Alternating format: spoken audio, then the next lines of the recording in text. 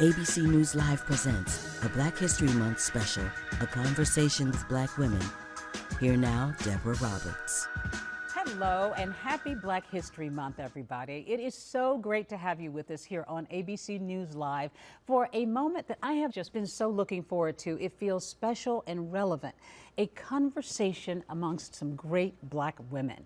So what is this all about? Well, we invited a small group of women from varied backgrounds and interests to just kind of let it all hang out, to join in a conversation about those subjects that probably many of you are already talking about, things that are weighing on our minds and tugging at our hearts and stirring us into action in a lot of ways. And these are issues that affect us all, not just Black women. So over the next hour, we are going to touch on some hot topics, much like ones you might even be having in your home or with your friends and family. We're going to tackle identity, the liberation of our own bodies, navigating motherhood and sisterhood. And of course, we're going to look at what it means to find rest and peace, because we so need rest and peace as a Black woman today, even in the shadow of a pandemic.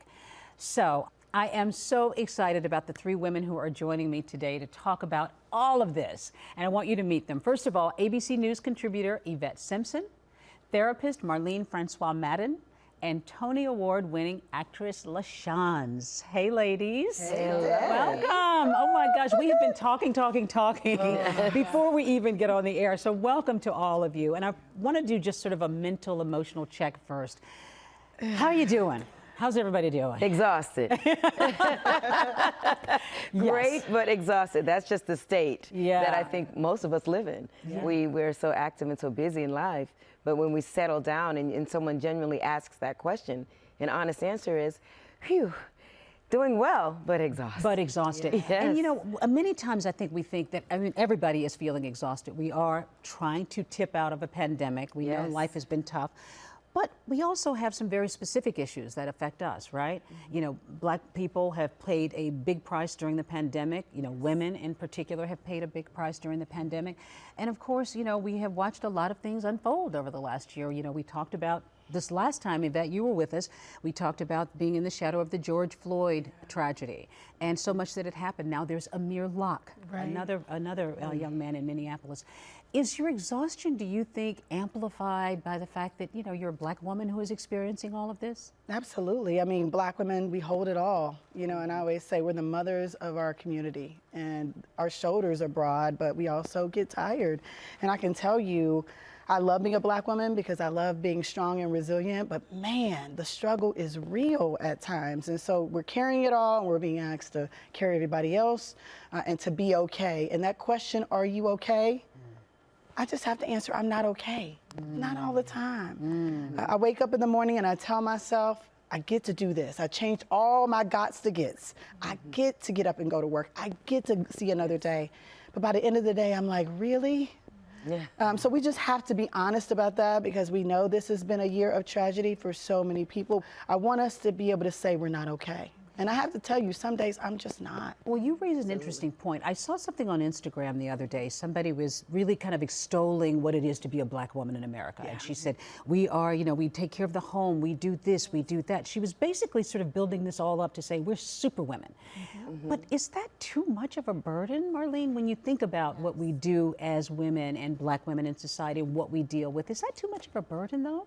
Absolutely. It's like as if everyone expects us to have a superwoman cape on 24/7. We're the matriarch of the family, and there's this expectation that we have to be strong 24/7.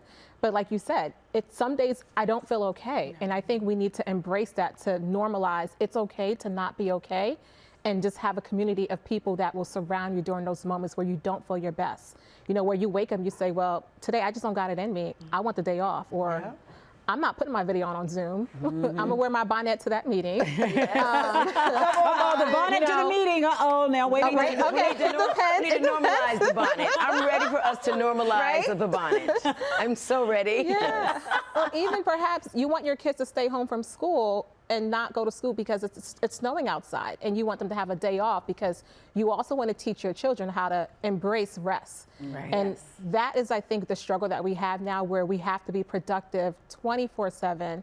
So we need to start normalizing what rest look like, and rest has to go beyond going on vacation, going to the spa, getting our nails done, because there are times when you go and get a manicure and you didn't even feel like you rested during that moment because your phone is going off. Right. You're taking meetings and You're calls. thinking about what's happening next. What's next? Right. And so being able to be still in the moment, we need to start embracing that. And I find that there's a shift that's happening now with our generation where people are slowly shifting where they want to value rest. So you find that people aren't rushing to go back into corporate America. They're okay with telling their job, you know, I no longer want to be in this environment because I don't feel valued here.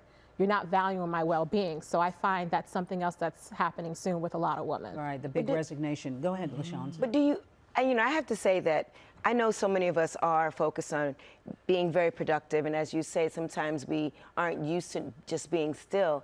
I find that whenever I'm still, I think something's like I should be busy. Right, Yeah. right. I feel like right. I should be doing something. feel I guilty. should not be laying here on the couch watching another episode of Right. whatever it is I'm trying to watch. I feel like I should be doing something else with this time.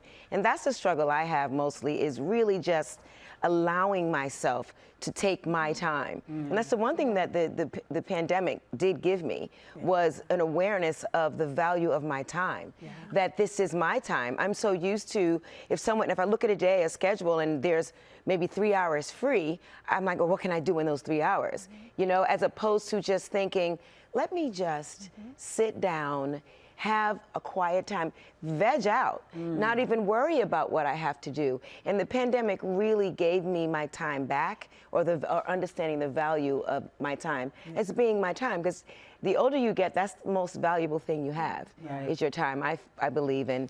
So I'm learning. I'm not quite there yet, but I'm learning how to do that. I think we all have to learn that. But when we talk about the pandemic kind of unearthed a lot of stuff, right? And a lot of conversations. It did. And particularly for people of color, women of color, Black women. I'm curious whether any of you take and think about things from your childhood that sort of informed you as a Black woman today. You know, so many of us, I'm a Southerner, and I grew up going to church.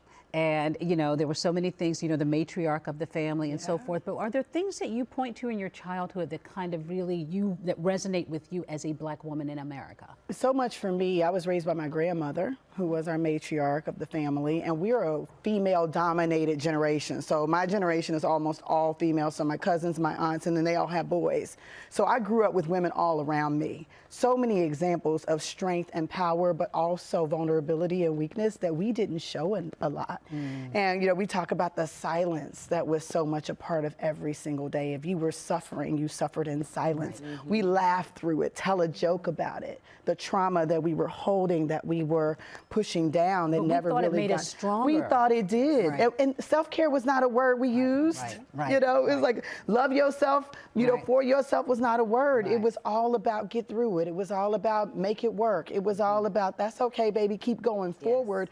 And, you know, I'm glad for that, a part of that, because it taught me to be who I am, strong, resilient, and powerful, and successful. But I would have loved to have been taught how to take a bath and take a day and fill my cup up when I get empty, and not to believe that my worth is in my achievement and not in who I am, because there's so much about that. And I think because my grandmother grew up during the Depression, you know, she didn't have the opportunities I did. And so it was all about, you've got these opportunities, go, go, go. And never showing me how to just be. Is that something that we all carry as Black women? Do you think that idea that you've got to be strong, you've got to take it all in, do you think? Yes, and one of the things that I'm really focused on these days is how I value myself. And a lot of times within our community, women, and we are a predominantly matriarchal society, I think. Black women, our community is run by Black women, largely. We do have some very powerful, handsome Black men that are in our community, but so many of us sort of identify ourselves with by not having a man. We feel less than. We feel that we're not complete if we don't have a man in our lives or a love interest in our lives.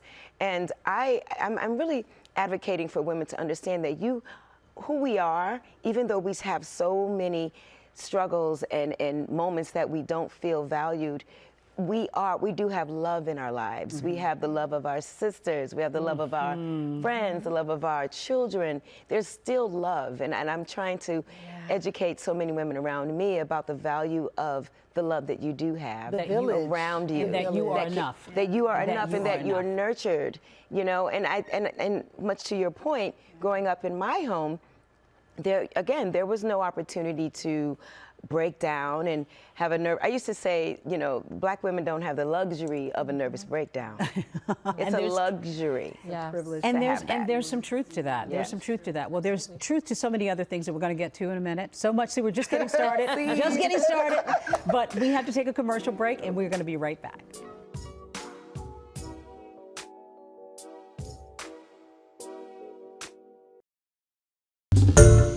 Hi everyone, George Stephanopoulos here. Thanks for checking out the ABC News YouTube channel. If you'd like to get more videos, show highlights, and watch live event coverage, click on the right over here to subscribe to our channel, and don't forget to download the ABC News app for breaking news alerts. Thanks for watching.